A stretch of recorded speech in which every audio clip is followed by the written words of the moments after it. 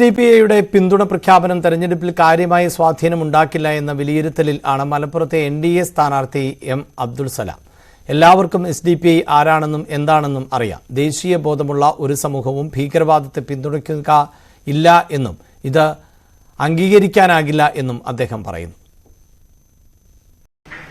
മലപ്പുറത്തെ NDA സ്ഥാനാർത്ഥി ശ്രീ അബ്ദുൾ സലാമാണ് ഇപ്പോൾ നമ്മോടൊപ്പം ചേരുന്നത്. അദ്ദേഹം പ്രചരണത്തിന്റെ രണ്ടാം ഘട്ടത്തിലാണ്.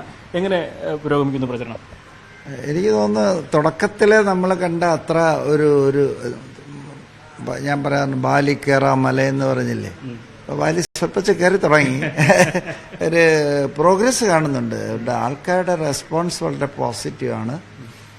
അവർക്കൊരു വലിയ മാറ്റത്തിന് വേണ്ടിയുള്ളൊരു വലിയ ദാഹം കാണുന്നുണ്ട്. എല്ലാ സെക്ഷനിലും കാണുന്നുണ്ട്, എല്ലാ ലെവലിലും കാണുന്നുണ്ട്, എല്ലാ പാർട്ടികളിലും കാണുന്നുണ്ട്. കുട്ടികൾ കാണുന്നു, സ്റ്റുഡൻസ് കാണുന്നുണ്ട്, ചെറുപ്പക്കാർ കാണുന്നുണ്ട്, വർക്കേഴ്സ് കാണുന്നുണ്ട്. എല്ലാ തരത്തിലും ഒരു ചേഞ്ച് വേണമെന്നുള്ളൊരു ആഗ്രഹമുണ്ട്. മുൻപൊക്കെ BJP ആണെന്ന് പറഞ്ഞു കഴിഞ്ഞാൽ ചില വിഭാഗക്കാര് പ്രത്യേകിച്ച് ഇവിടെ വരണ്ട മാറ്റി നിർത്തുന്ന ഒരു ഇതുണ്ടായിരുന്നു കേട്ടിട്ടുള്ളത്. അങ്ങേക്ക് അങ്ങനെ എന്തെങ്കിലും അനുഭവം ഉണ്ടായിരുന്നു? സത്യമായിട്ട് ഒരു സ്ഥലത്ത് മാത്രം കൈതരാൻ ഒരാൾ മടിച്ചതെങ്കിലും പൊതുവെ വളരെ പോസിറ്റീവാണ്.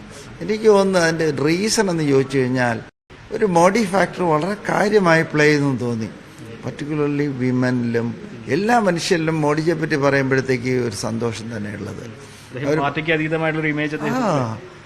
ചിലർ പറയുന്നുണ്ടായിരുന്നു എന്ത് ഞങ്ങൾ മോഡിക്ക് വോട്ട് ചെയ്യും, BJPക്ക് വോട്ട് ചെയ്യില്ല അതുവരെ പറയുന്ന ആൾക്കാരുണ്ട്.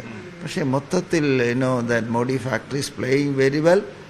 അതുകൊണ്ടുള്ള ഇമ്പ്രൂവ്മെൻ്റ് ഉണ്ട്, ഓഫറുണ്ട്, വിളിച്ചു പറയുന്നതുണ്ട്, നേരിട്ട് കെട്ടിപ്പിടിച്ച് വോട്ട് പറയുന്നവരുണ്ട്, 5 വോട്ട് സാറിനെന്ന് പറഞ്ഞ ആൾക്കാർ വരെയുണ്ട്.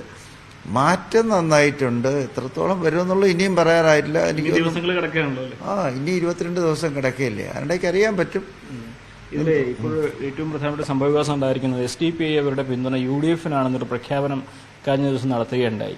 ഈ ഒരു പ്രഖ്യാപനം എന്ത് ഇമ്പാക്റ്റ് ആയിരിക്കും മലപ്പുറത്തും പ്രത്യേകിച്ച് കേരളത്തിലും ഉണ്ടാക്കുക?